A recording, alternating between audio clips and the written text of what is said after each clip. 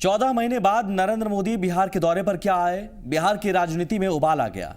एक बार फिर मोदी बिहार के दौरे पर आ रहे हैं और इस बार उन इलाकों को रैली के लिए चुना गया है जहां लोकसभा में बीजेपी को करारी हार का सामना करना पड़ा था, या फिर जहां बीजेपी की स्थिति कमजोर थी। मोदी की रैली की जगह को लेकर उनके विरोधी हमला बोल रहे हैं, वहीं बीजेपी और उनके सहयोगी भी पलटवार कर रहे हैं। सारे पॉलिटिकल पंडित ये एक कार्यक्रम देख रहे हैं, नतीजा साफ दिखता है अगली सरकार किसकी बनने वाली है।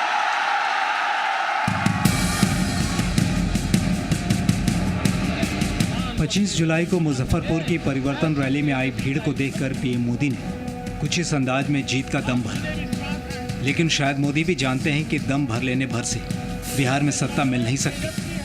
यही वजह है कि 25 जुलाई की रैली के महज चंद दिनों के अंदर मोदी बिहार दौरे पर आ रहे हैं। सिर्फ अगस्त महीने में मोदी 1-2 नहीं बल्कि 3 बार 3 अलग अलग जगहों पर रैली को संबोधित करने बिहार आ रहे हैं। प्रधानमंत्री नरेंद्र मोदी 9 अगस्त को गया में, 19 अगस्त को सहरसा में और 30 अगस्त को भागलपुर में रैली संबोधित करेंगे। जिन 3 जगहों पर पीएम मोदी की रैली होनी है उसके चयन के पीछे भी खास वजह है, लेकिन विरोधी बीजेपी पर निशाना साध रहे हैं। चुनावी रैली बिहार के विकास की पटकथा के लिए रैली नहीं, लेकिन जिन इलाकों को उन्होंने चिन्हित किया है वहाँ तो औंधे मुँह गिरे हैं। भागलपुर में उनके राष्ट्रीय प्रवक्ता अल्पसंख्यक को तो एक टिकट दिए, वो भी हरवा दिए। गया विशेष रूप से उनको जाना चाहिए, चूँकि डॉक्टर को पैर हाथ काट लेना, सवर्णों को विदेशी कहने वाला व्यक्ति को राजनीतिक ताकत देने के लिए आदरणीय जीतन राम मांझी के लिए वहाँ जा रहे होंगे। और कोसी के इलाके में तो औंधे मुँह गिरे हैं, इसलिए मुगालते में हैं आदरणीय नरेंद्र मोदी जी और बिहार के जो उनके चुनाव प्रबंधक हैं कि बिहार के विकास की बिना पटकथा कहे एक बार भ्रमजाल में व्यक्ति पड़ सकता है।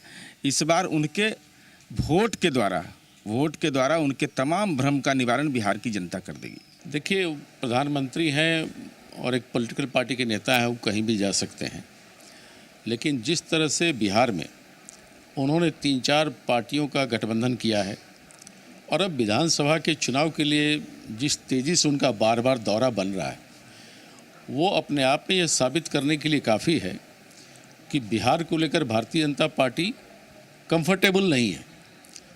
उसको ये पता है कि यहाँ उसकी दाल नहीं गलने वाली है। इस वजह से प्रधानमंत्री की ताबड़तोड़ रैलियाँ कर रहे हैं। लेकिन प्रधानमंत्री ने जिस तरह से मुजफ्फरपुर में भी भाषण किया और अगर इसी शैली में वो आगे भी बोलते रहें तो मैं समझता हूँ भारतीय जनता पार्टी को बिहार में कोई उम्मीद नहीं रखनी चाहिए। विपक्ष के दावे अपनी जगह, लेकिन लोकसभा चुनाव के बाद से अब तक सियासी हालात में कई अहम बदलाव आए हैं, जिसका फ़ायदा बीजेपी पीएम की रैली के जरिए उठाना चाह रही है। मसलन लोकसभा चुनाव में कोसी इलाके में बीजेपी के रथ को रोकने वाले पप्पू यादव बीजेपी के करीब नजर आ रहे हैं। ऐसे में सहरसा में मोदी की रैली का फ़ायदा बीजेपी को हो सकता है।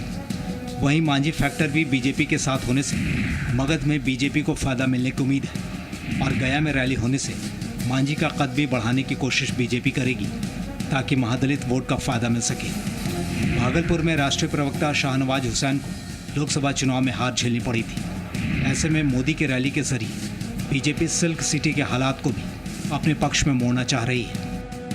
फिलहाल मोदी की रैली को लेकर जहां विरोधी वार कर रहे हैं, वहीं एनडीए खेमे में उत्साह झलक रहा है। अब जिसको जो समझना है वो समझे, उससे कोई फर्क नहीं पड़ता है। और इन पार्टियों से अब कोई एजेंडा क्या है? कोई अपने गठबंधन का यदि कहीं कार्यक्रम कर रहा हो तो उसमें हर्ज क्या है? और बिहार के तमाम इलाके में कार्यक्रम का जो प्रस्ताव है, जो खाका हमने देखा है, उससे ये लग रहा है कि मुजफ्फरपुर, गया, भागलपुर, सहरसा तमाम इलाके में, और इसलिए कोई एक तरफ हो रहा है, इसको कैसे आप डिफाइन कर रहे हैं? अब उनको लगता है तो लगे, अच्छी बात है। कहाँ हमारा जाना, हम 31 सीट जीते हैं, आप कह रहे हैं जनाधार खत्म हो गया। मोदी जी के नेतृत्व में 31 जीते, 9 वाले सब मिल गए तो उनको जनाधार हो गया, 31 वाला बिना जनाधार का हो गया। ये तो बात ही अटपटा सा लग रहा है। लेकिन मैं यही सजेस्ट करूंगा वो अपने जनाधार की चिंता करें, हमारे जनाधार की चिंता नहीं करें। मोदी जी देश के सर्वमान्य नेता हैं, तो उनकी रैली हम बिहार में कहाँ कराएंगे ये बीजेपी तय करेगी, ये हमारे विरोधी नहीं तय करेंगे।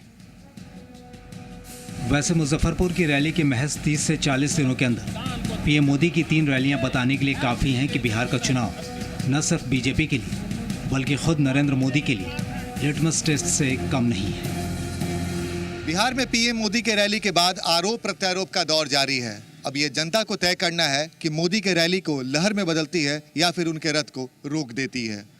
कैमरामैन धर्मेंद्र के साथ आनंद अमृतराय, जी मीडिया, पटना। और बड़ी बहस में हमारे साथ पैनल में जो मेहमान मौजूद हैं, सबसे पहले आपका उनसे परिचय करवा दें। रामानुज प्रसाद हैं, आरजेडी के नेता, संजीव चौरसिया हैं, बीजेपी नेता, नवल शर्मा हैं, जेडीयू के नेता, अशरफ अंसारी साहब हैं, एलजेपी की ओर से। स्वागत है आप सभी मेहमानों का। सबसे पहले नवल जी, मैं आपसे पूछना चाहूंगा सर, अगर प्रधानमंत्री और एक पार्टी के प्रमुख नेता होने के नाते रैली वो करना चाह रहे हैं, ताबड़तोड़ रैली कर भी रहे हैं चुनाव के लिए, तो उसमें आपको ऐतराज क्या है? नहीं, ऐतराज किस बात का, कोई आपत्ति नहीं है। लोकतंत्र है, लोकतंत्र में सभी को पूरे भारत में सर्वत्र अबाध विचरण करने की आज़ादी इस संविधान में दी गई है। लेकिन प्रश्न यह है कि आखिर मोदी जी का जो ताबड़तोड़ चुनावी रैली आयोजित किया जा रहा है, उसके पीछे के कारण क्या हैं?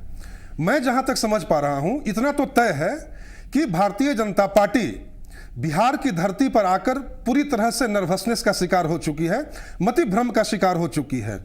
और बीजेपी के, खासकर नरेंद्र मोदी जी के रणनीतिकारों के माथे पर बिहार के चुनाव में जो भविष्य में पराजय होने वाली है, वह साफ साफ झलक रहा है। हाल में एबीपी नेल्सन ने जो सर्वे जारी किया था, उस सर्वे का खौफ इनके माथे पर चढ़कर बोल रहा है।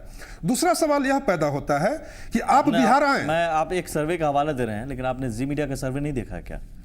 नहीं, जी मीडिया, अभी तो चुनाव में काफी समय बचे हैं, अभी चुनाव में काफी समय बचे हैं। देखिए, सर्वे की भाषा भी बदलते जाएगी, सर्वे की भाषा भी बदलते जाएगी, आप देखेंगे। सहूलियत के हिसाब से जो सर्वे होगा उसका हवाला देंगे। सबसे बड़ा सवाल यह पैदा होता है कि आखिर मोदी जी अगर बिहार आ रहे हैं, तो वह स्पष्ट करना चाहिए बीजेपी के नेताओं को कि वह राजनीतिक मंच का इस्तेमाल बिहार के प्रति अपनी झूठी घोषणाओं की एग्जीक्यूशन के लिए करेंगे या फिर यह विशुद्ध चुनावी रैली होगी। मुजफ्फरपुर में यह देखा गया, मुजफ्फरपुर की रैली में आज तक भारत में ऐसा कभी नहीं हुआ था कि कोई प्रधानमंत्री किसी राजनीतिक मंच से राज्यों के लिए सहायता की घोषणा करे, इस संबंध में घोषणाएं करें। यह नई परिपाटी मोदी जी ला रहे हैं। जहां तक तीनों जगहों के चुनाव का प्रश्न है, हमारी पार्टी के प्रवक्ता माननीय नीरज जी ने बिल्कुल सही बताया। गया के चुनाव के पीछे मूल कारण यही है कि उदित राज के साथ भारतीय जनता पार्टी ने विगत अतीत में जो व्यवहार किया था, उसी की पटकथा गया में लिखी जा रही है। और मुझे तो यह लगता है कि गया में जाकर सबसे पहले तो नरेंद्र मोदी जी को मंच से यह घोषणा करनी चाहिए कि मैं उस मांझी जी के साथ गया की धरती पर खड़ा हूं, जिस मांझी जी ने बोला था कि बिहार के सारे सवर्ण विदेशी हैं। नरेंद्र मोदी जी को सबसे पहले इस बात का स्पष्टीकरण करना चाहिए। और मैं आशा करता हूं कि इसके साथ साथ चूंकि गया नक्सल प्रभावित एरिया है, तो मोदी जी को यह भी स्पष्ट करना चाहिए कि नक्सलवाद के मुद्दे पर जब मांझी जी बोलते हैं कि नक्सलियों का लेवी मांगना अच्छी बात है, नक्सली अगर लेवी मांगते हैं तो यह बुरी बात नहीं है, तो क्या नक्सलवाद के मुद्दे पर नरेंद्र मोदी जी मांझी जी के बयानों का समर्थन करते हैं, उनकी विचारधारा का समर्थन करते हैं? और चौथा और सबसे अहम प्रश्न यह है कि मेरी स्पष्ट मान्यता है कि मोदी जी की चाहे कितनी भी रैलियां आयोजित कर ली जाएं, बिहार की जनता अपना मन बना चुकी है। और मन बना चुकी है, इसके पीछे दो बड़े संक्षिप्त कारण हैं। पहला कारण, नीतीश कुमार के विकास कार्यों को लोगों ने देखा है और महसूस किया है। ठीक है, और मन दूसरा बनाने कारण, वाली बात, दूसरा कारण पिछले लोकसभा चुनाव मन तो सब कह रहे हैं बना लिया है, जनता का मन आप लोग ज्यादा समझने लगे हैं। जनता खुद अपना मन समझ नहीं पा रही है, शायद आप लोगों में ज्यादा मन परखने की ताकत हो गई है। लेकिन जिन वजहों को आपने गिनाया है और जिन बातों की आपने उम्मीद की है, मैं समझना चाहूंगा कि क्या मांझी जी ने जब बयान दिया था उस वक्त नीतीश जी सामने आए थे क्या इस बयान पर ऐतराज जताने के लिए, जिन बयानों का आपने हवाला दिया है? थोड़ा निष्पक्षता से और गहराई से विश्लेषण किया जाए, क्योंकि मामला बेहद ही गंभीर है। मैं आप ही के चैनल पर बैठा था, मुझे अभी तक याद है कि जब मांझी जी ने सवर्णों को विदेशी बताया था, कई सारे मांझी जी के आपत्तिजनक बयानों के संदर्भ में हमारी पार्टी के कई सारे नेता बैठे थे। सर, मैं नीतीश जी की बात कर रहा हूं। मैं नीतीश जी की बात कर रहा हूं। मैं शुरू से ही बोल रहा हूं। मैं शुरू से नहीं चाहिए सर, मुझे पता है, पूरी कहानी पता है। मैं नीतीश जी की बात कर रहा हूं। एक भी बयान पर उन्होंने सामने आकर कहा कि ये गलत बयान है। जवाब तो सुन लीजिए, जी। आप शरद यादव जी हमारी पार्टी का राष्ट्रीय अध्यक्ष हैं, वशिष्ठ नारायण सिंह जी हमारी पार्टी के प्रदेश अध्यक्ष हैं। आप इन पूरे लोगों के बयानों का अध्ययन कीजिए, हमारी पार्टी के प्रवक्ताओं के बयान। आपसे बस पूछ अरे रहा हूं सर, सुन तो लिया जाए। नीतीश जी से बड़े नेता जेडीयू में कोई है? नीतीश कुमार जी माननीय मुख्यमंत्री हैं। हाँ। और चूंकि संगठन का प्रमुख राष्ट्रीय अध्यक्ष होता है, प्रदेश अध्यक्ष होता है। एक क्वेश्चन ऐड कर रहा हूं सर, आप सवाल पूछ कर क्वेश्चन ऐड कर रहा हूं सर। नीतीश जी से बड़े नेता जेडीयू में कोई नहीं है? अब देखिए, संगठन की तासीर अलग होती है, सरकार की तासीर अलग होती है। तो ऐसे में तो संगठन के अध्यक्ष बीजेपी में अमित शाह हैं। सर, नीतीश कुमार जी सरकार के मुखिया हैं। सर, पार्टी नहीं के मुखिया शरद यादव जी नहीं थे। क्या बात कर रहे हैं? और मांझी जी बात हटा दीजिए। हमारी पार्टी के बहुसंख्यक बयान को लेकर आपके पास आ रहा हूं सर। हमारी पार्टी के बयान को लेकर मैं बीजेपी के पास भी जा रहा हूं, लेकिन जिन बयानों के आधार पर आप बीजेपी या सवाल उठा रहे हैं, कुछ उन सवालों को लेकर क्या नीतीश जी उस समय आए? अगर आपके जहन में ये तमाम सवाल थे कि नहीं गलत है नक्सलियों का साथ देने की बयान, सवर्णों को विदेशी कहना, डॉक्टरों का हाथ पैर काटना, क्यों चुप्पी साधे रहा नीतीश कुमार जी? क्यों चुप्पी साधे रहे? सुन लिया जाए, आपने सवाल पूछ लिया क्योंकि आप मोदी जी से स्पष्टीकरण चाह रहे हैं। बहुत बेहतर सवाल पूछा आपने जी। क्या हमारी पार्टी के राष्ट्रीय अध्यक्ष, प्रदेश अध्यक्ष और हमारी पार्टी के प्रवक्ताओं का बयान क्या यह सिद्ध करने के लिए पर्याप्त नहीं है कि वह नीतीश कुमार जी की विचारधारा का ही प्रतिनिधित्व कर रहे हैं? तो क्या इसके लिए अलग से नीतीश कुमार जी को बयान देने की आवश्यकता है? भी कहिए कि अमित शाह जी बयान दे दें, शाहनवाज हुसैन जी बयान दे दें, आप भी मोदी जी के बयान की उम्मीद क्यों कर रहे हैं? मोदी जी के बयान की अमित शाह जी घोषणा करें, नहीं तो राष्ट्रीय अध्यक्ष है उसके, बिल्कुल वही मैं घोषणा करें। वही मैं कह रहा हूं। सुशील कुमार मोदी जी घोषणा करें, बिल्कुल जो बड़े नेता है वो घोषणा करें। ठीक है कि सवर्णों को विदेशी मानने के मुद्दे पर उनकी क्या विचारधारा है। ये हुई बात। ठीक है सर। संजीव जी, दो चीजें, जिन जगहों पर रैली हो रही है उन जगहों पर बीजेपी की कमजोरी है और शायद यही वजह है कि उन जगहों पर ज़्यादा तरजीह दी जा रही है, और दूसरी बड़ी बात कि कंफर्टेबल आप महसूस नहीं कर रहे हैं। और जो नवल जी ने जिन बयानों के आधार पर कहा कि गया में आप साथ देंगे कि हाँ, मांझी जी ने जो कहा था वो हम ठीक है उस जगह पर मांझी जी के साथ, इन तीनों बयानों पर जो विषय आपने बताया कि बीजेपी की कमजोरी कहीं नहीं है, वो गया जोन हो, भागलपुर का जोन हो या सहरसा का जोन। भागलपुर में तो शाहनवाज जी हार गए। नहीं, केवल एक क्षेत्र की बात नहीं है, पूरे जोन का ये कार्यक्रम हो रहा है। जियोग्राफिकल फैक्टर के दृष्टि से अगर देखेंगे, जियोग्राफिकल फैक्टर से दृष्टि से देखेंगे तो सब स्थान का चयन उसी प्रकार क्षेत्र में क्या मिला था आपको जी? कोसी क्षेत्र में क्या मिला था आपको? आप बताइए ना कि कौन सा हार है? क्या सहरसा विधानसभा अपना नहीं है? विधानसभा की दृष्टि से है कि लोकसभा की दृष्टि से? विधानसभा की दृष्टि से देखेंगे सहरसा अपने पास नहीं है क्या? सहरसा भी टाउन का क्षेत्र अपने पास है। लोकसभा के नजरिए ज्योग्राफिकल फैक्टर्स है नहीं, लोकसभा के आपके विषय पर नहीं ना, मैं अपने विषय पर बता रहा हूं कि पार्टी ने यह तय किया है कि ज्योग्राफिकल दृष्टि से जहां जहां चयनित स्थान से प्रतिनिधित्व हो पूरे बिहार के दृष्टि से, गया हो, भागलपुर हो, सहरसा हो, मुजफ्फरपुर हो, तो चारों केंद्र बिंदु अलग अलग जोन से हैं। उस सभी जोन को, वो अंगिका के क्षेत्र हो या वहां का कोसी का क्षेत्र हो या गया का मगध के दृष्टि से क्षेत्र हो, तो सभी का क्षेत्र का अलग अलग रिफ्लेक्शन सामाजिक दृष्टि से, उसी के दृष्टि से पूरा कार्यक्रम का आयोजन किया गया है। और विपक्ष लाख इस विषय पर बोले कि चुनावी रैली की दृष्टि से आज विपक्ष जब नहीं आ रहे थे तो था कि 14 महीने से क्यों नहीं आए, और 14 दिन बाद लगातार अब आ रहे हैं, तो प्रेम तो स्वयं जागीर इस चीज को अब समझनी चाहिए और जाहिर करनी चाहिए कि माननीय नरेंद्र मोदी जी प्रधानमंत्री के नाते इन क्षेत्रों में जब आ रहे हैं तो स्वाभाविक रूप से एक आशा की किरण जो जगी है और विकास का पैमाना जो दिखाई देगा। आशा की किरण जगाने के लिए 14 महीने में नहीं आ सकते थे क्या? 14 महीने की दृष्टि से 14 महीने की दृष्टि से तो आप लगातार देख रहे हैं कि किस प्रकार से कहा क्या कार्यक्रम रहे नहीं रहे, और उन्होंने तो बार बार कहा कि शिलान्यास की दृष्टि से सर क्या किरण जगाया है, क्या किरण जगाया है, पटना के कौन सी किरण जगाई है? जो पटना के कार्यक्रम में जो हुआ, और पटना के कार्यक्रम में उन्होंने जो भी शिलान्यास किया, शिलान्यास के माध्यम से जो बताने का मुझे बताइए 14 महीने में आशा की किरण दिखाने के लिए क्यों नहीं आ सकते थे? आज तो वही हुआ ना कि कार्यक्रम के माध्यम से जब आए, कार्यक्रम का पूरा एक स्वरूप दिखाई दिया, पहले तो उसके पहले भी तो जो स्वरूप बनेगा, कार्य योजना बनेगी, कार्यक्रम के निमित्त बनेंगे। तो आज ये कार्यक्रम जो हुए हैं, जो शिलान्यास के कार्यक्रम, IIT से लेकर जो योजना हुआ, जो योजना प्रारंभ हुए हैं, योजना को प्रारंभ रेलवे योजना से लेकर चुनावी रैली है ना जी, गया सहरसा भागलपुर तो चुनावी रैली है। वो तो समय बताएगा कि चुनावी रैली की दृष्टि से क्या परिणाम आता है, उस दृष्टि से जो भी क्या है क्या ये प्रधानमंत्री चुनाव की दृष्टि से नाते एक कार्यक्रम में आ रहे हैं, किसी कार्यक्रम में, या फिर एक चुनावी रैली है?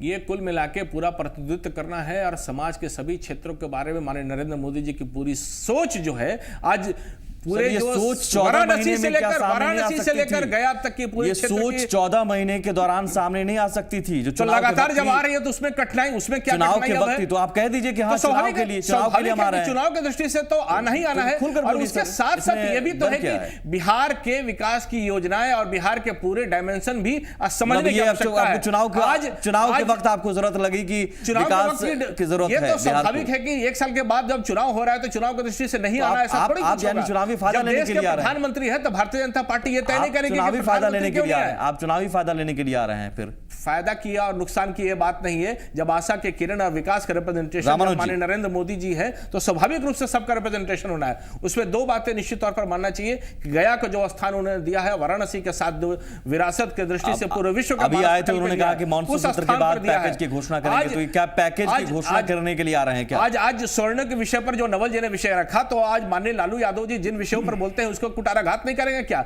आज उसका तो विरोध नहीं करते। जातीय जनगणना पे आधार पर जिन विषयों को ले जाना चाहते हैं, लेकिन बिहार के रामानुज जी मैं आपके सब पास आऊं से पहले जिन दो बयानों का जिक्र किया उन दो बयानों पर आपका जवाब।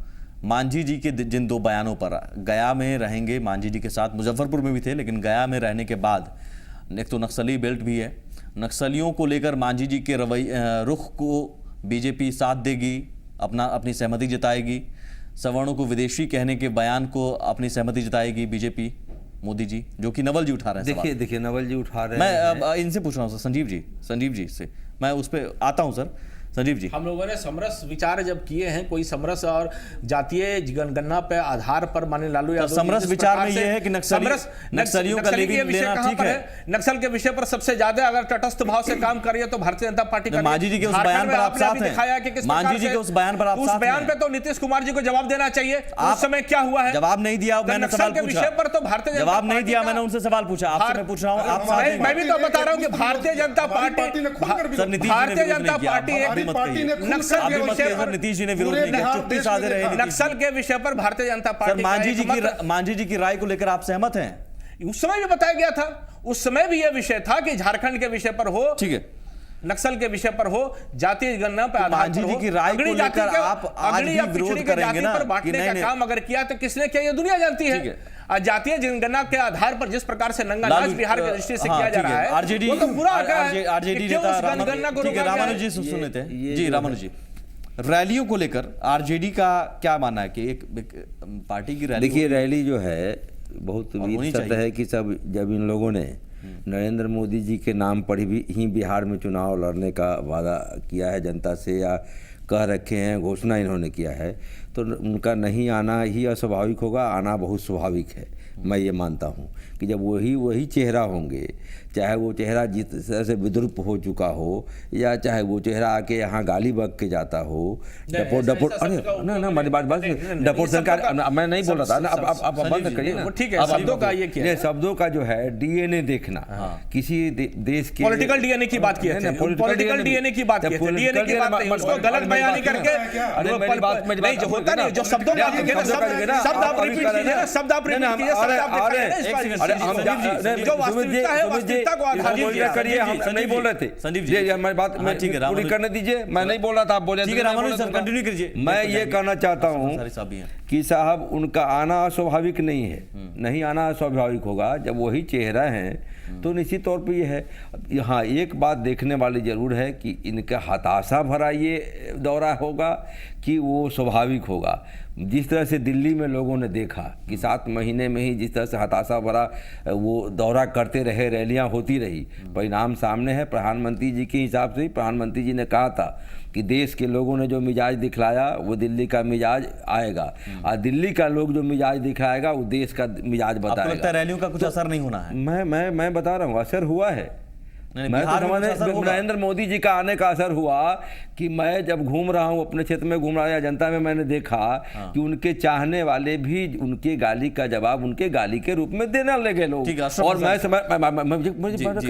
इन्होंने कहा जातीय पर प्रधानमंत्री जी का और बीजेपी का चाल चरित्र। जातीय पर मैं आऊंगा ब्रेक के बाद। मैं जाति पर आ रहा हूँ। हमारी गणना की जो मांग है ब्रेक के बाद, हमारी जो 1 घंटा नहीं, मुझे पूरी करने दीजिए। आप मुझे पूरी करने दीजिए। ये लोग का बोलवाए 2 घंटा तो नहीं, हमें बात पूरी करने दीजिए ना, मुझे बात पूरी करने दीजिए। मैं कहना चाहता हूँ प्रधानमंत्री के कुर्सी पर बैठा हुआ व्यक्ति आकर के और देश में घूम करके जाति की बात करता हो, मैं आया हूँ गुजरात से जादवों को यदुवंशियों को कहने, जो नीच मैं उसी मुद्दे पर आने वाला हूँ सर, मैं उसी मुद्दे पर आने वाला हूँ, मैं उसी पर आने वाला हूँ। अरे हम विस्तार से आने वाला हूँ सर, पूरा खाका है मेरे पास, देश के लिए मांग कर, आप मुझे डिबेट करने दीजिए। रामानुज जी मैं आता हूँ, रामानुज जी मैं उस मुद्दे पर आऊंगा सर, मैं आता हूँ, मैं उस मुद्दे पर आऊंगा ब्रेक के बाद। अशरफ अंसारी साहब क्या बात कर रहे हैं, रैलियों से कुछ होगा नहीं। एक सेकंड, ठीक है संजीव जी मैं आता हूँ सर, हम लोगों का वोट और गुलबंद हो रहा है। मैं आता हूँ सर, उस मुद्दे पर आऊंगा, क्या क्या होगा उस रैली में। अशरफ साहब मैं आपसे समझना चाहूंगा कि रामविलास जी हैं और एक मांझी जी हैं, तरजीह मांझी जी को देते हुए रैलियों का चयन हो रहा है, ऐसा नहीं लग रहा है? जी ना, ऐसा कुछ। और मंच पर भी जब मुजफ्फरपुर में आए थे तो मांझी जी के साथ खुलकर, तो आज लग रहा है कि जो लोकसभा चुनाव में रामविलास पासवान जी बहुत महत्वपूर्ण हो गए थे, वो आज मांझी जी हो गए हैं। जी नहीं, ये कहीं दूर दूर तक ऐसा कुछ नहीं है सुमित जी, और हम नहीं समझते कि हम लोग चैनल पे बैठे हैं और लोग देख रहे हैं, इसलिए कम से कम आप कृपया यह ना कहें। नहीं क्योंकि आप भी मुजफ्फरपुर की रैली में देखे होंगे रामविलास पासवान जी। तस्वीर मुजफ्फरपुर में सबने देखी सर। जी हाँ, निश्चित तौर पे, से ज्यादा करीबी। जी नहीं, अब ऐसे तो अगर कहिएगा तो प्रधानमंत्री जी के ठीक बगल में जो है आदरणीय रामविलास पासवान जी बैठे थे, second last speaker Ramvilas Paswan ji थे, और कम से कम बिहार में सबसे सीनियर लीडर हैं, इसलिए उनको मतलब किसी से कि हाँ इनको तरजीह और उनको तरजीह इस तरह की कहीं। रैलियों का कितना असर होना है जी? ब्रेक पर जाऊं, रैलियों का कितना असर होना है? रैली का तो असर हो रहा है। आप रैली की बात कर रहे हैं सुमित जी, और ये रैली इसलिए क्योंकि चुनाव है। नहीं सुमित जी, हम पहले बोले हुए हैं और आज फिर आपके चैनल पे बोल रहे हैं कि आदरणीय नरेंद्र मोदी जी का तो धन्यवाद इन दोनों लोगों को करना चाहिए कि उनकी लहर का असर था कि 18 साल के बाद दोनों भाई मिल गए। रैली के असर के बाद तो फिर आप देखिएगा ना, अब जैसे नीरज जी ने कहा कि लेकिन लहर को तोड़ने के लिए मिले हैं जी, लहर को तोड़ने के लिए मिले हैं। नहीं छोटा सा ब्रेक लेता हूँ सर। लहर कहाँ टूट रहा है, लहर कहाँ टूट रहा है? ब्रेक लेता हूँ।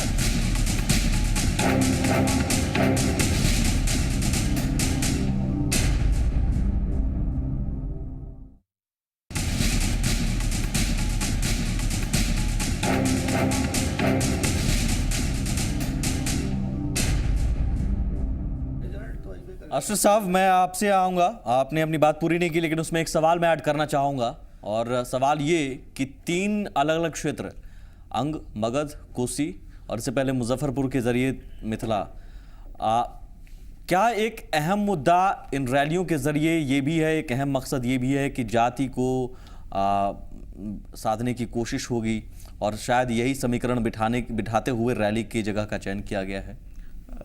सबसे पहले तो सुमित जी, रैली का चयन भारतीय जनता पार्टी के संसदीय बोर्ड या उसके राष्ट्रीय अध्यक्ष उन लोगों ने किया है, उस पर हम कोई टीका टिप्पणी नहीं करेंगे।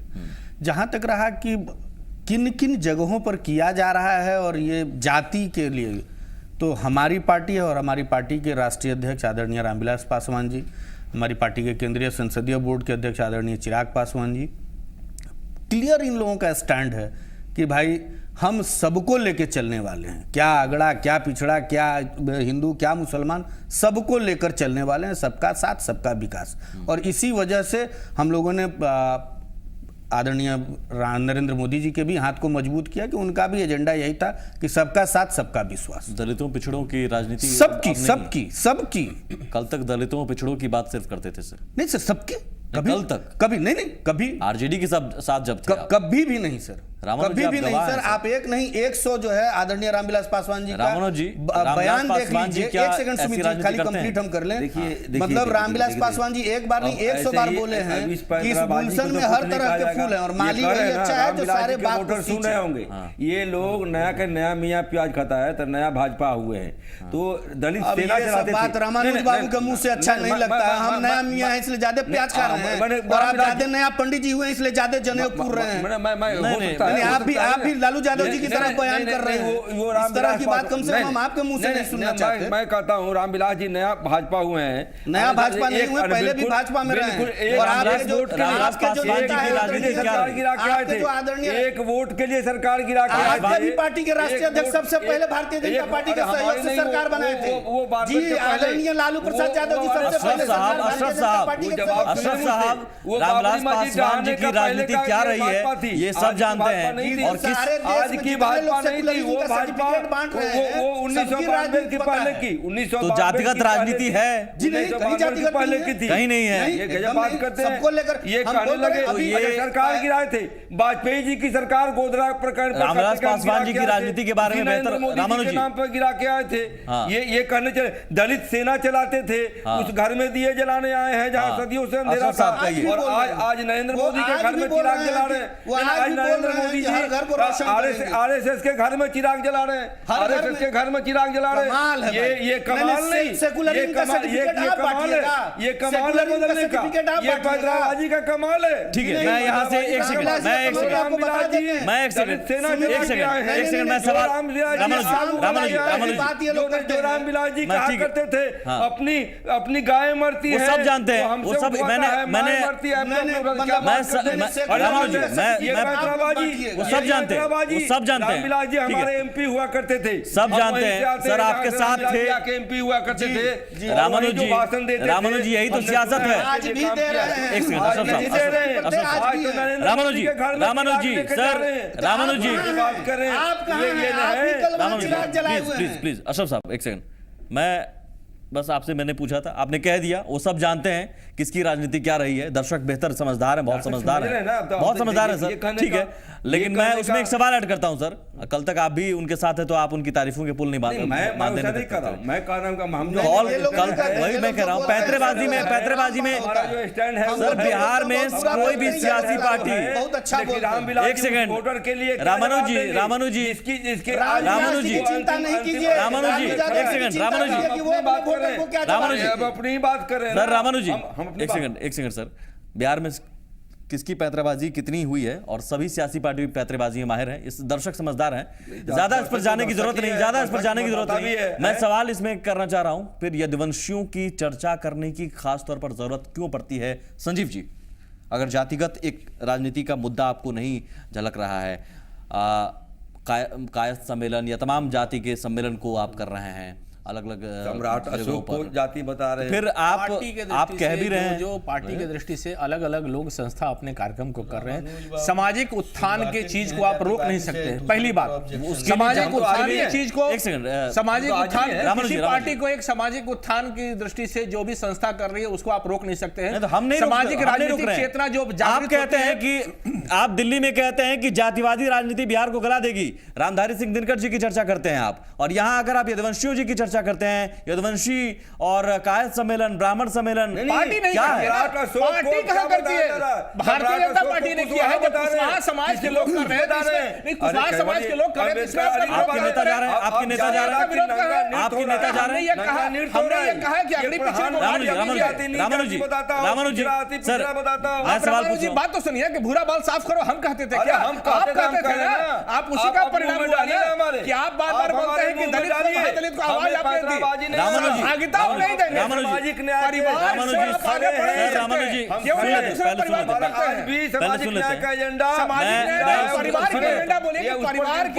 संजीव जी एक सेकंड, कल भी रहेगा, Sanjeev ji Ramanuj sir please maintain करते हैं बारी बारी से सर, मैं आ रहा हूँ आपके, भारतीयता की बात करने, मैं आ रहा हूँ आपके पास। रामानुज जी ये रिक्वेस्ट है आपसे, रामानुज जी सर इधर, रामानुज जी प्लीज, ये रिक्वेस्ट है सर, प्लीज बारी बारी से सर, किसी की आवाज नहीं आ रही, दर्शक भी कंफ्यूज हो जाएंगे कि कौन क्या कर रहा है, हालांकि सब जानते हैं वो, मैं समझना चाह रहा हूं सर। एक second sir please, Ramanuj ji please, Kushwaha सम्मेलन होता है, आपके नेता जाते हैं, कुशवाहा जनता पार्टी तो ऑर्गेनाइज नहीं किया, कुशवाहा समाज के लोग, कुशवाहा समाज, ब्राह्मण सम्मेलन, कायस्थ सम्मेलन, जातियों के सम्मेलन में आप जाते हैं, आपके नेता जाते हैं और उनके बारे में बोलते हैं, सबके जातीय विषय पर नहीं, सबके अगर और उसी आधार पर रैलियों का चयन होता है। समझ जी, सबकी राजनीतिक चेतना, मोदी जी भी आते हैं तो यदुवंशी कहते हैं, रामानुज जी सर, सबकी जातीय चेतना की जागृति, यदुवंशियों की चर्चा करते हैं जब मोदी जी आते हैं तो, दिल्ली में कहते हैं कि जातिवादी राजनीति बिहार को गला देगी। सही बात है, जातिवादी राजनीति केवल डेवलपमेंट के नाम पर आप जाति राजनीति करते हैं। जो माननीय लालू यादव जी जातीय जनगणना के आधार पर कर रहे हैं और दुनिया को भरमाने का काम कर रहे हैं। आप कैसे अलग नहीं जानते हैं कि जातिगत राजनीति का प्रकाशन किस लिए नहीं हुआ, वो नहीं जानते हैं क्या? सभी समग्र विषय आप कैसे अलग है? जब ग्रामीण विकास का, शहरी विकास का, आप कैसे अलग है? नवल जी आपके पास आ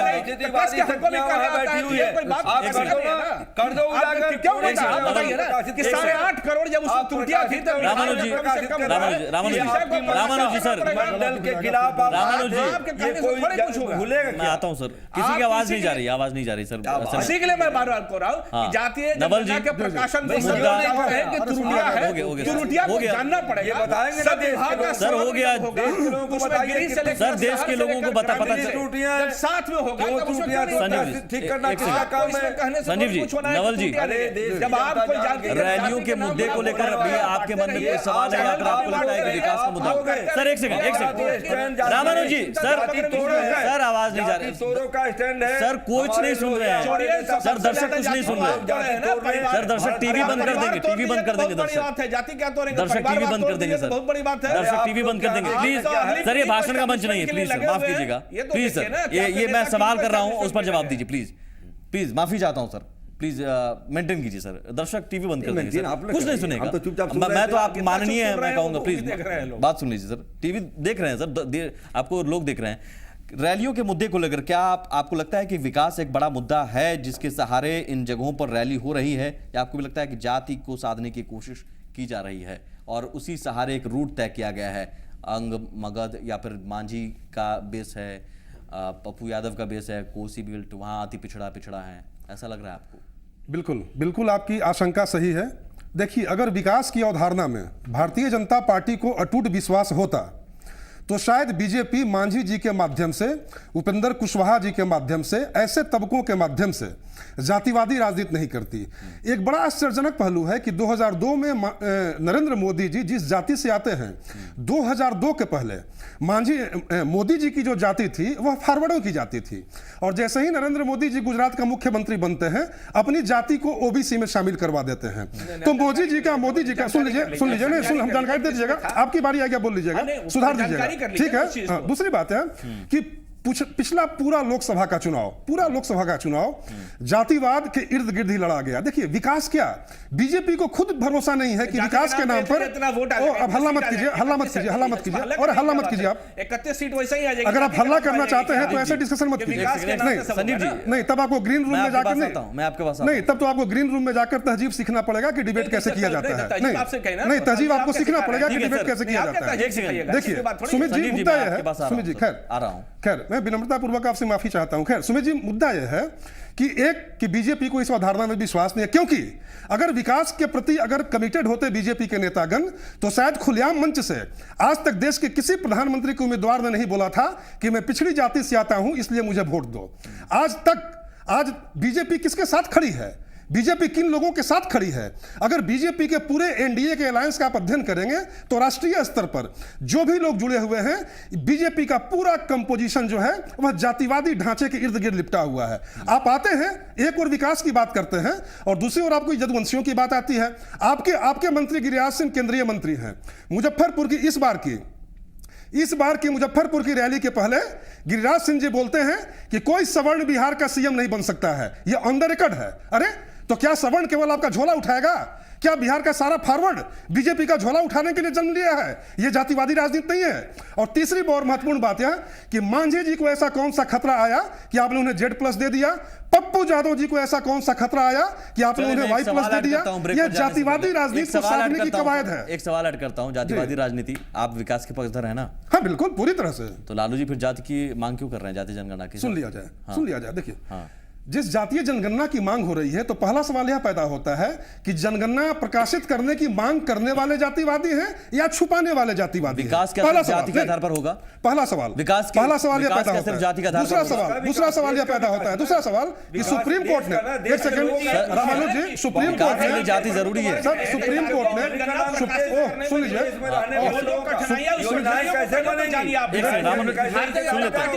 डिबेट को रेगुलेट कीजिए। संजीव जी, सुप्रीम जनता कोर्ट पार्टी ने ने कहा है क्या? सुप्रीम ठीक है, कोर्ट ने- आप प्रकाशित कीजिएगा, सुप्रीम मैं कोर्ट उस ने पर कई बार सुप्रीम कोर्ट ने कई बार भारत सरकार से यह जानना चाहा कि देश में जातियों की वास्तविक स्थिति क्या है। सुप्रीम कोर्ट ने जानना चाहा। भैया, भारतीय अरे जनता सुनिए पार्टी ना, ने रोका है अरे क्या? सुनिए यार, तो सर, सरकार ने सरकार ने 31 के जातीय आप बोलिए ना, सरकार ने अरे 31 के जातीय रिपोर्ट का सरकार ने 31 के जातीय रिपोर्ट का हवाला दिया। तो जब हमारे पास अद्यतन आंकड़े आ चुके मैं थोड़ा सा ब्रेक लेता हूं। हैं, जब हमारे पास अद्यतन आंकड़े आ चुके हैं, छोटा सा ब्रेक तो फिर लेता हूं, सर आता हूं। कहां पैदा होता जाति के है? नाम पर क्या हो रहा है?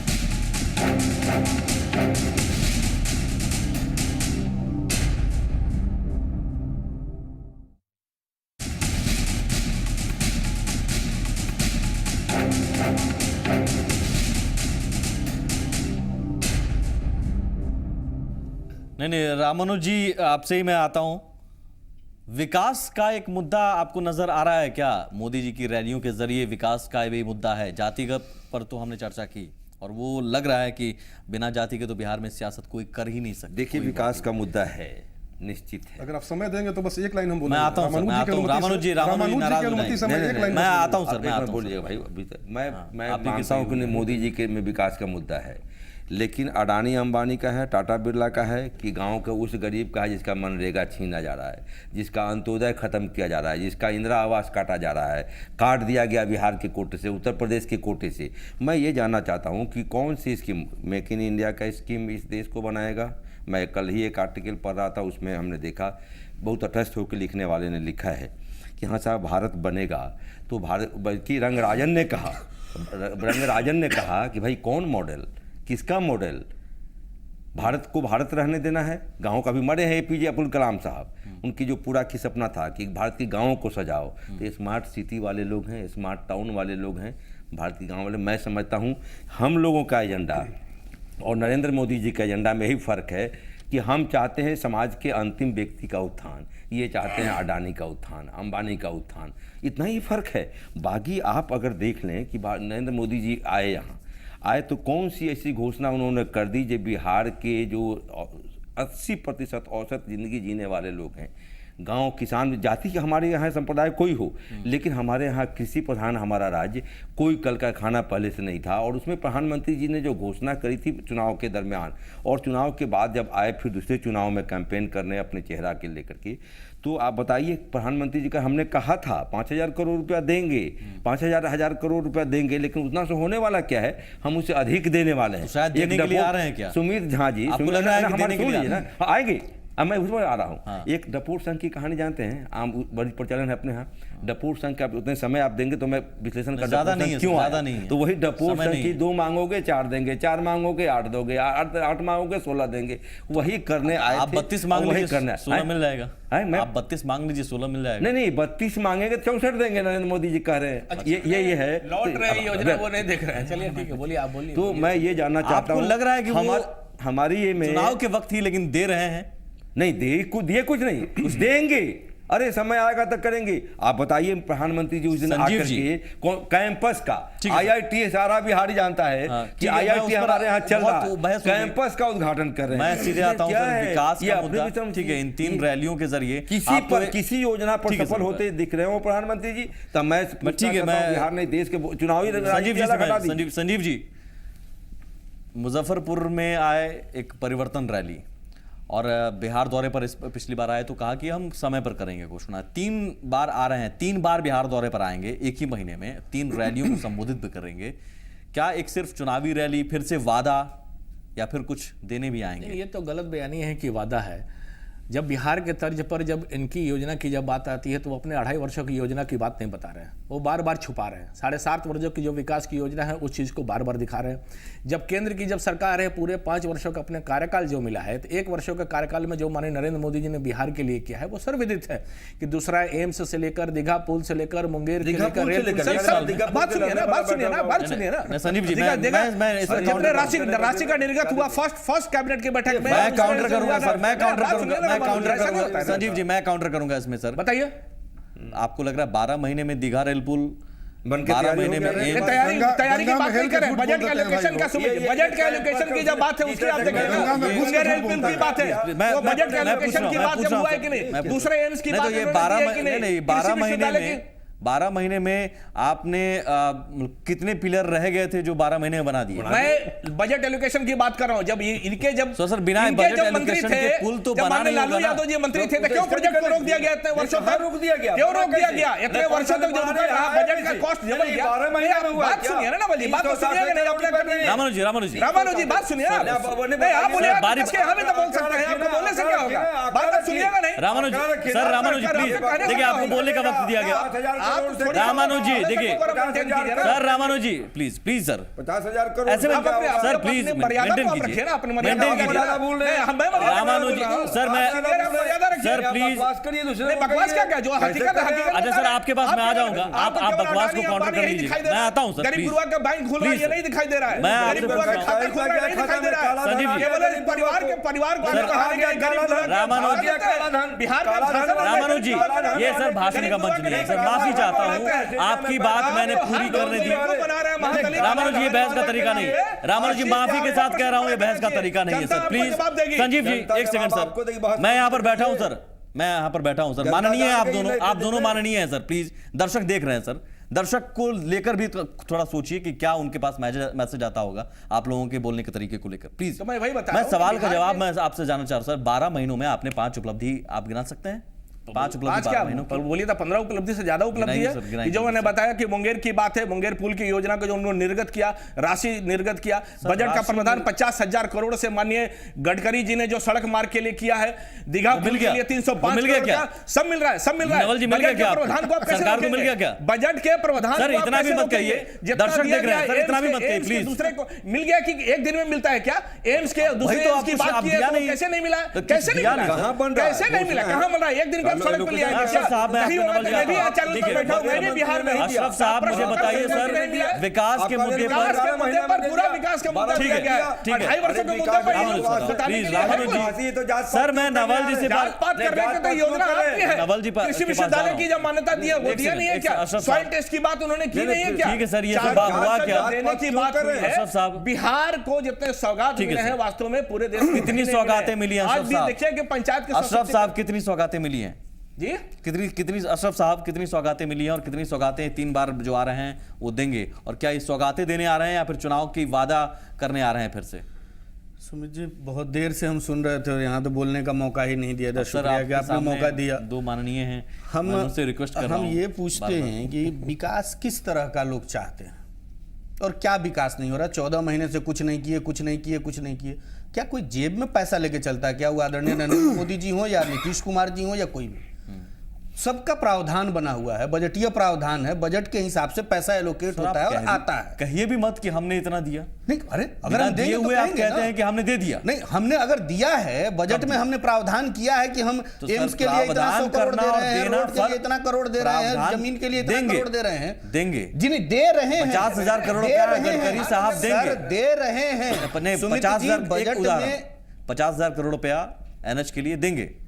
आप जिसमें देंगे उसमें हम बोल रहे हैं कि देंगे, जिसमें हम देंगे उसमें हम बोल रहे हैं कि देंगे। नहीं सुमित जी जरा सा आप थोड़ा सा उसको ध्यान दे लीजिए कि जिसमें हम देंगे उसमें हम ये बोल रहे हैं कि हम 50,000 करोड़ देंगे और जिसमें हम दे रहे हैं, रामानुज बाबू कृपया अब आप सबसे वरिष्ठ हैं, कम से कम आप इसका ख्याल रखें।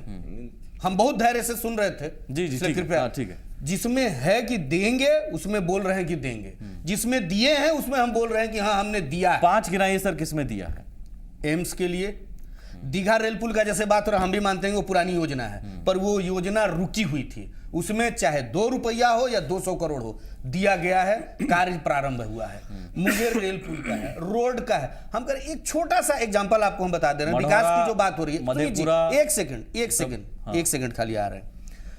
प्रधानमंत्री बनने के बाद आदरणीय नरेंद्र मोदी जी का पहला प्रोग्राम जो हुआ, पहला कार्यक्रम जो हुआ वो भूटान में हुआ और भूटान में जाकर वो मैंने सुना सर अभी वक्त कम है, बस उसी पे हम आ रहे हैं कि घोषणा नहीं था, वहां गए और फाउंडेशन स्टोन लेके किए। नवल जी आपसे जानना चाहूंगा सर, कितनी उम्मीद आपको इस बार सौगातों की है? क्योंकि उन्होंने कहा कि वक्त आने पर घोषणा करेंगे, 3 बार आ रहे हैं, शायद फिर कुछ घोषणा करें और या फिर कुछ दें, आपको लग रहा है? देखिए, नरेंद्र मोदी जी ने बिहार को क्या दिया है, एक छोटा सा उदाहरण मैं दे रहा हूं, एक लाइन का। कुछ दिन पहले नितिन गडकरी जी बिहार में आए और बोले कि हमने गंगा पर पुल बनाने के लिए 2800 करोड़ रुपया बिहार सरकार को दे दिया। हमारी सरकार के पथ निर्माण मंत्री माननीय ललन सिंह ने जब यह मांग किया कि अगर आप 28 रुपया भी दिए हैं तो 28 रुपया का ही ब्यौरा दीजिए, बीजेपी के सारे नेताओं का मुंह बंद हो गया। तो सब फ्यूचर टेंस में और सब झूठा वादा। जिस पुल का डीपीआर नहीं बना है, बताइए, जिस पुल का डीपीआर अभी तो कैबिनेट अप्रूवल की बात छोड़ दीजिए, जब डीपीआर तक नहीं बना है और घोषणा कर रहे हैं कि हमने दे दिया, तो गंगा में हेल के झूठ बोलते हैं भाई ये लोग। दूसरा और सबसे महत्वपूर्ण प्रश्न है कि देखिए, विकास के मुद्दे पर देश की जनता इनको समझ चुकी है। आप वादा करके आए थे कि हम आते के साथ 100 दिन के अंदर ही महंगाई खत्म करेंगे, भ्रष्टाचार दूर करेंगे। आज आपकी पूरी सरकार भ्रष्टाचार में आकंठ डूब गई है। यूपीए की सरकार नहीं, सुनिए, यूपीए की सरकार आज तक यूपीए गवर्नमेंट में एक साथ इतने मुख्यमंत्री आज तक कभी नहीं फंसे थे। ठीक है नवल जी, मैं क्लोज कर रहा हूं। हालांकि वादों को परखने की बारी जब आती है तो सियासत में शायद ही कुछ जब परखने की बारी आएगी ना, तो एक सेकंड, जब परखने की बारी आएगी तो इनके राष्ट्रीय अध्यक्ष आएंगे और बोलेंगे कि मोदी जी बिहार में जो बोलकर गए थे वो जुमला था। हो गया, बात खत्म। मैं वही कह रहा हूं, चाहे वो बीजेपी हो, जेडीयू हो, चाहे कोई भी पार्टी हो, अरे इनकी बात पर भरोसा करेगा कौन? इनकी बात पर बिहार का कौन व्यक्ति भरोसा करेगा भाई? ये कुछ भी बोलेंगे तो भरोसा करेगा भाई? आपकी पार्टी का भी क्या हुआ, पूरा हुआ। नरेंद्र मोदी जी कलेजा प्रकार से रोक लगाई है रथों पर, वो भी तो आप देखिए। नरेंद्र मोदी जी कलेजा भी चीरेंगे तो कोई विश्वास करेगा? सब जानता है कि क्या जुमला है, क्या वादा है। बीजेपी को जुमला और वादा में बीजेपी को जनता जानती है।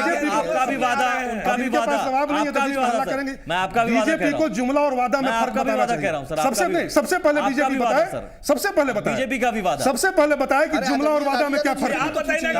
जुमला और वादा में क्या फर्क है, ये बीजेपी हाईकोर्ट को कहना पड़ा कि नीतीश जी बिजली, पानी, सड़क नहीं है और प्रचार में आप खर्च कर रहे हैं 14 करोड़ रुपए। चलिए, आपने आपने जिन बातों का नाम लिया, बिजली, मुख्यमंत्री बोले कि बिजली पर चुनाव लड़िए, रोड पर चुनाव लड़िए, जिस मुद्दे पर हो। अरे 65,000 किलोमीटर सड़क, 65,000 किलोमीटर सड़क, 65,000 किलोमीटर सड़क, 11,000 प्राथमिक विद्यालय, 1120 विद्यालय, 7,000 मेगावाट से बढ़कर 3,000 मेगावाट तक बिजली। कहाँ जाइएगा, कहाँ जाइएगा? आप सभी का शुक्रिया सर। किस तरह ठसकबाजी और बिलबाजी करते हैं, जमीन पर काम करके दिखाते हैं।